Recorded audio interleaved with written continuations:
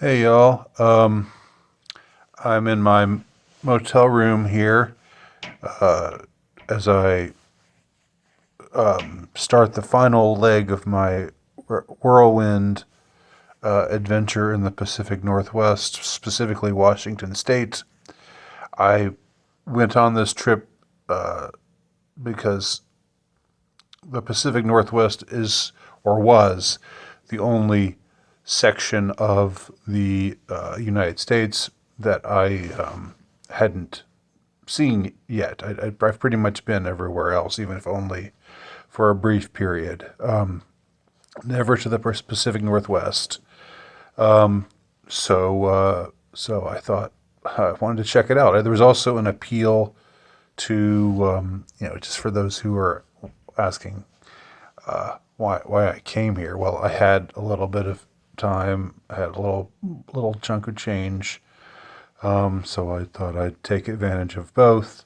And there's also a certain appeal to going as far away as I possibly can go from where I live, while still remaining in the same continental, while still remaining in the continental United States.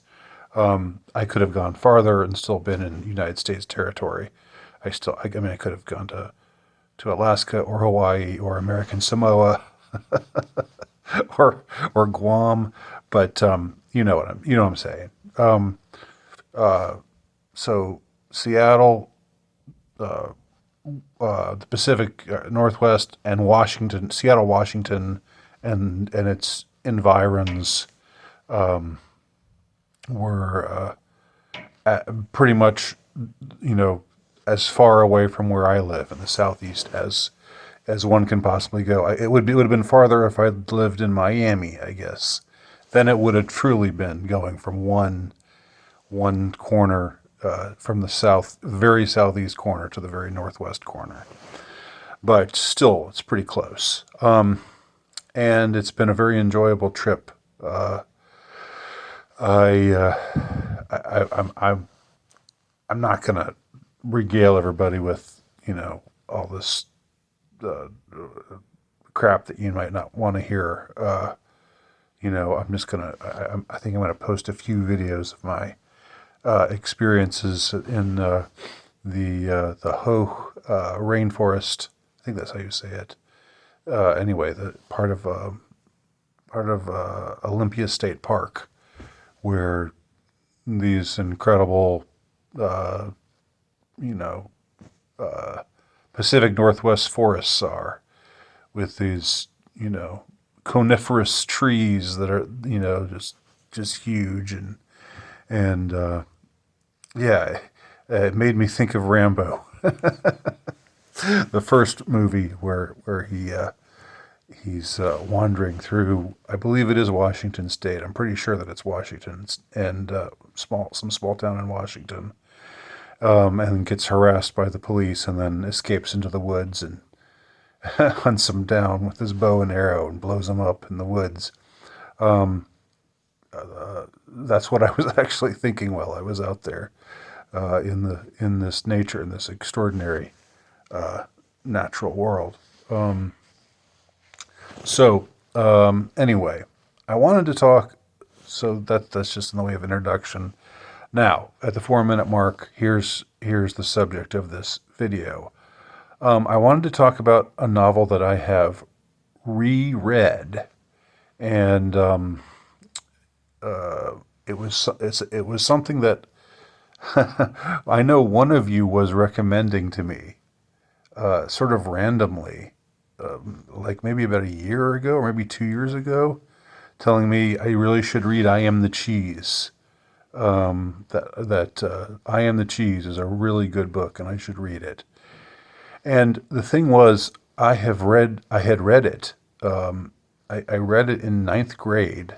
It was part of the curriculum, and it's considered a young adult novel. But I would say it transcends that genre by a considerable margin. because most young adult authors can't write. I mean, let's just be honest. Most young adult fiction is crap. But Robert Cormier is a really good writer. And I Am the Cheese. I don't know how much I want to say about it as far as spoilers. I'm not going to give anything away here. Maybe this could be another in the series of weird books. You know, although this isn't really a weird book per se. It's certainly unusual subject matter and written in an unusual style, but I wouldn't call it weird.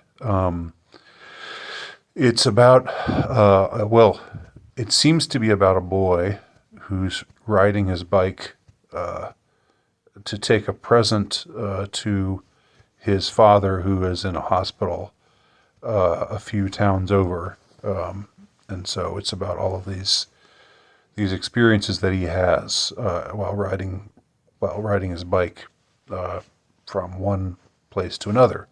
Seemingly, that's what's going on. But at the same time, this boy is being either interrogated or psychoanalyzed, it's not clear what, by a mysterious figure named Brent.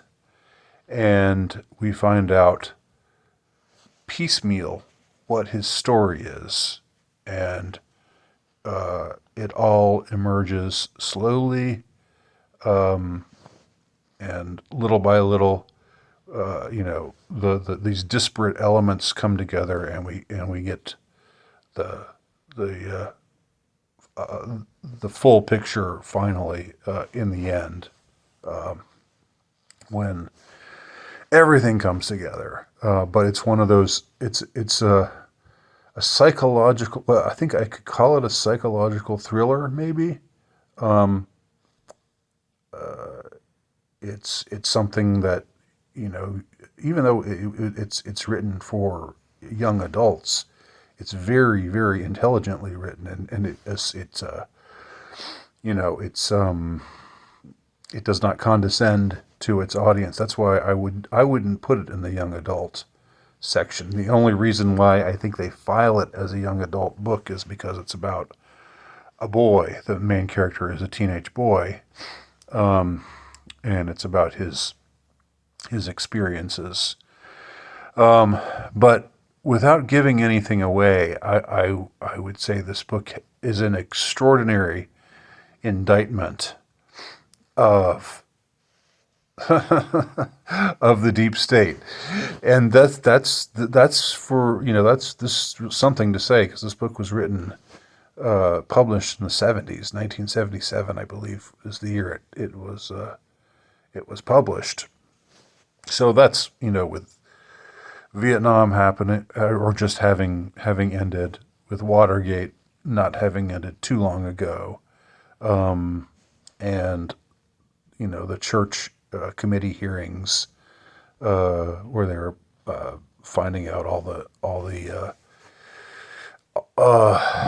the illegal and immoral activities of groups like the CIA and MK Ultra and things like that. That was all going on at around this time, and yet today it seems as pertinent as ever today, because what we find out in the book, again, without giving anything away, is just how little the powers that be care about us, care about protecting us, care about advancing our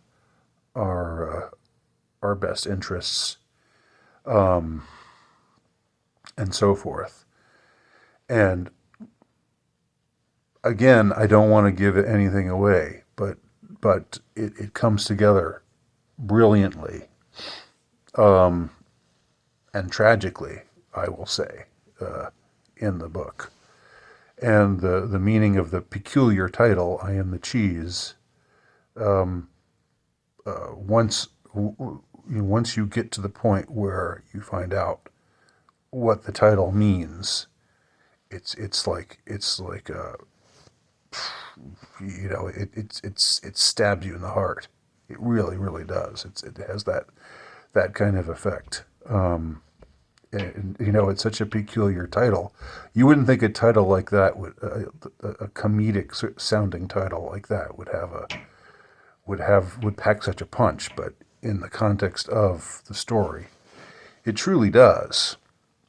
So I am highly recommending "I Am the Cheese" by Robert Cormier, and forget about it being young adults. This is a sophisticated novel that's intricate and well written, and I think it's for all ages really. So I just it's funny because I remember reading it back in ninth grade and liking it then, but not fully appreciating it because when I was that age, I didn't really think about things like, oh, how much can we really trust the government? And I didn't seriously think about questions like that at the time. But with all that we know now,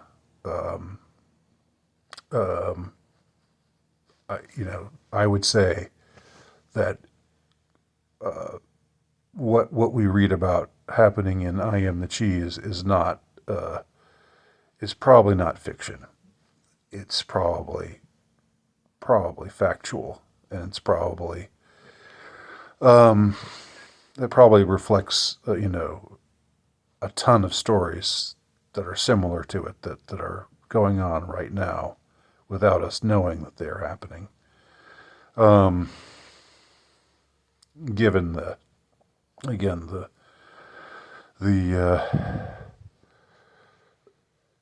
the demonic orientation, I'll just say, of those who rule us. So read it. Read "I Am the Cheese." Give it a chance. I was listening to it on audiobooks as I was driving through beautiful Washington State, and was struck anew by just how incredible of a book it is. So check it out.